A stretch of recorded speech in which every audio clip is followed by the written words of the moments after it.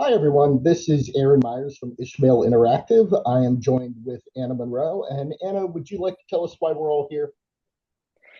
Yeah, so I'm excited to have this conversation. I'm also a little bit trepidatious because we wanted to really talk about the recent announcement by Federal Chief Information Officer Gregory Barbaccia. Barbaccia? Okay. Around the management of federal digital properties, i.e., websites. It was a big part of our role in the General Services Administration, and I think it's important to talk about. So let's get into it. Okay, so first, just give us the lowdown on the announcement. What does Greg want to see in the world?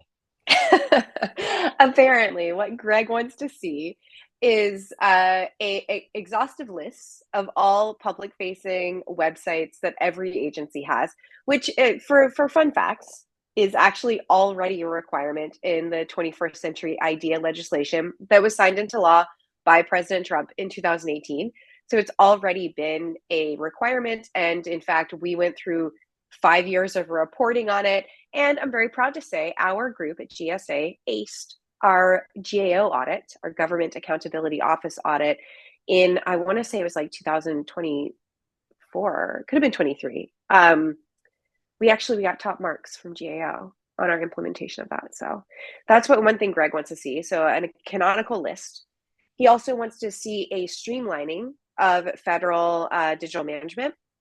He wants to see kind of centralized concurrence governance of those federal digital properties. And he wants everything modernized, right? He wants everything modernized. Um, yeah, that's exactly what we did. That's exactly what the Enterprise Digital Experience team in GSA did. Now, let's get a little more in depth. Let's say that I am another agency or even a business with more than one site, and I have just been growing the enterprise over time. In your experience as somebody who has done this before, why is his list of wants a challenge? What makes it hard? So, look, I always tell this to folks because I get this question a lot.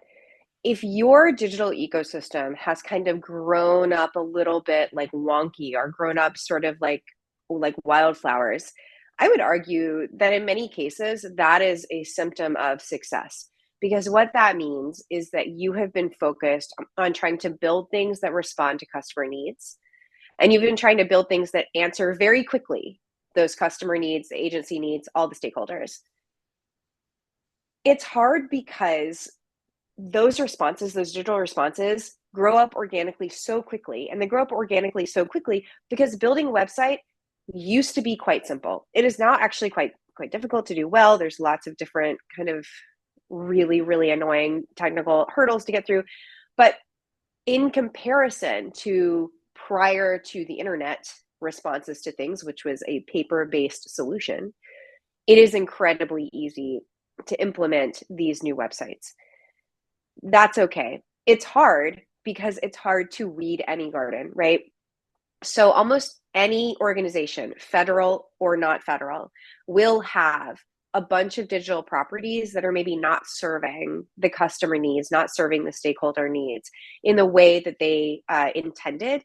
And that's sort of no one's fault. I don't think that this should be characterized as a bunch of people are being irresponsible. That is a symptom of how easy it is to implement a digital solution, how there is a kind of zero cost perception aligned with building a website for a long time. And of course, in the enterprise digital experience team, we're actually getting the data to assign dollar value to those websites, which was really exciting. The first time anyone had ever done that in the federal government, and to my knowledge, in any space. Um, but it's hard because it's easy to build these solutions. People want to answer customer problems, and so they do. It's hard because there was no perception of cost assigned to these objects.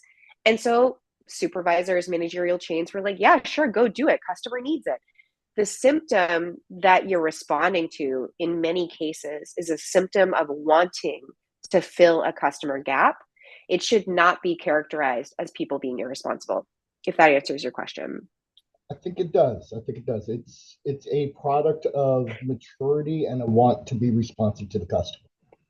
I So would say it's a product of like a mid-level maturity, and now we're at a moment where we need to get more mature, right? We need to like actually be like, oh no, there is a cost to managing all of these wildflower websites.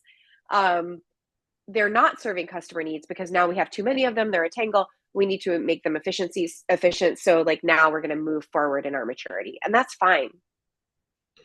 so I put you in a room with Greg alone, and here's my big question: Is he is his list right? Is there anything you'd add to it?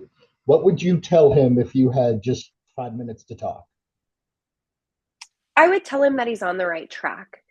I would tell him that there's probably lots of teams in the federal government doing this. I don't think that GSA was probably, and I don't have any knowledge of this, but I can't imagine that GSA was like the single organizational genius that was like, hey, an enterprise digital experience team. There's probably teams and other agencies doing this exact thing for their agencies or even at their organizational level. And so I would say, like, look, the things that you have asked for are in the 21st century idea. They are in supporting like regulation out of the Office of Management Budget. They are ostensibly being implemented. In fact, part of his announcement was we're going to restart the Federal DX Council, Digital Experience Council, so that we can do this. And so it's like, okay, well, if you can just reactivate people that were disbanded only a couple months ago, the indicator there is that there's probably things behind those people, right? So I would ask him, like, before you start putting out deadlines and mandates, ask people what they're doing, and especially ask our former team what we were doing, and figure out how to do that at scale. And that's what our team was building, right? We were like, look, we're going to do this for GSA. We're going to build all our assets in a generalized way, and then we're going to ship them to anybody who needs it. Because lots of agencies, of course, have a mission focus that is not particularly technically aligned.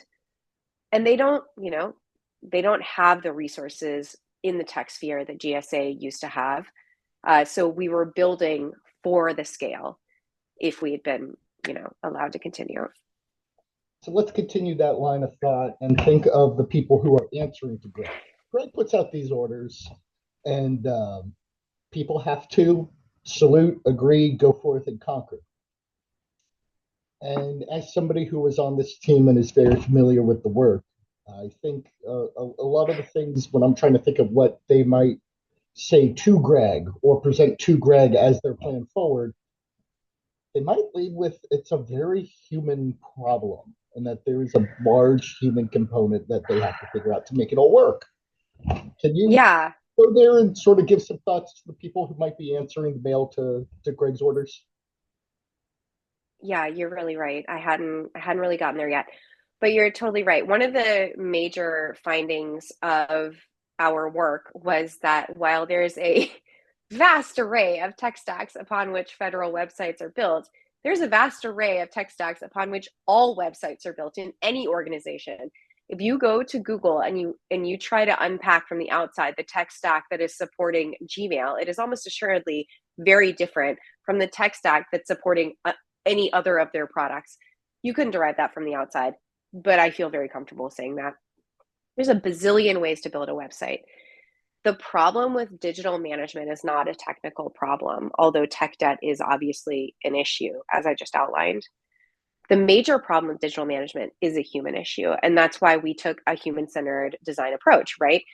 We were like, at the end of the day, all of these websites are attached to humans. And that was our first move to establish sort of the person who's in charge of the website. And I would say to the people who have to salute to Greg, your first move is to get to know your stakeholders.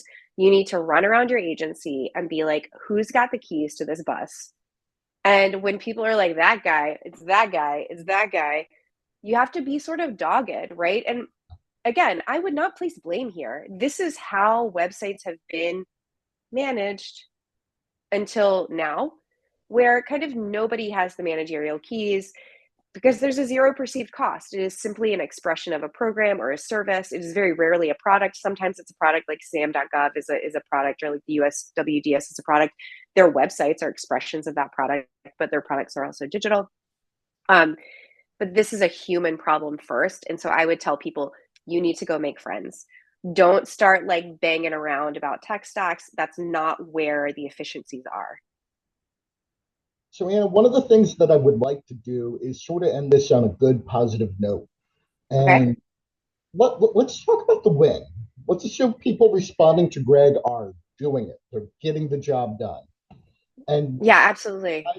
something I always look for when I want to know that the job is working is I try to pick out the behaviors, the things people are doing that say, hey, this project works, not only in product, but in outcome. Wow. Okay. Good question. I have three things. Yes. The first thing is you have people starting to collaborate. You have people saying, like, oh, our website provides guidance on federal contracting. Your website provides guidance on federal contracting that is mostly the same. Let's fold them together. And we, in fact, did see that in GSA. We collapsed, I think, like 15 websites into a parent website at one point, which was amazing. It was in a single org, and that was amazing work. That reduces the tech debt. That reduces the time that somebody's got to manage. We had 15 different managers all managing these separate things. And now we have one. Great efficiency. I think the next signal of a win is that you get managers reassigning the management of websites very readily. So if somebody takes another job and they were the website manager, you have someone say, you have the manager say, oh gosh, okay, well, now I have to reassign this website management. It is a Mhm. perceived duty because that was not present when we started. And then the third kind of signal that we are actually doing this right is that you get people preemptively or organically coming to an enterprise digital experience team and saying, hey, I think I need a website for whatever it is, and working with that team to ensure that if they do, they do, and that is certainly something that happens. Or if they don't, they find a great home. Because I would say 9 out of 10 of those instances are people have an idea for content, and that content could live on a website that already exists. And then you have the 1 out of 10 times where you're like, oh yeah, you're right. This is an original use case, and you should in fact build a website. And inside that 1 out of 10, of course, are websites that are mandated congressionally that have to be stood up. Just in a secondary thought to that is that in some cases the law says, this thing must have a website, and working with those teams to understand that that doesn't necessarily mean a unique URL. That can mean they have a website that's attached to another website, right? Because a website doesn't have to be just like a standalone thing, right? That's not how kind of a digital ecosystem works. So those are my three behaviors that I would look for in terms of success. I love it. I like that everything began with people. So we go from people problems to people answers. Yeah, I mean, tech's going to come and go. It's evolving so fast, and like I said, there's a billion ways to build a website. You need sort of this humanist overview managerial stance to these things, because at the end of the day, the website's going to come and go. The tech's going to shift. Like, you need to understand, need to have humans who are really invested in these things. Thank you, Anna. So from us here at Ishmael Interactive, the post has changed, but the mission continues.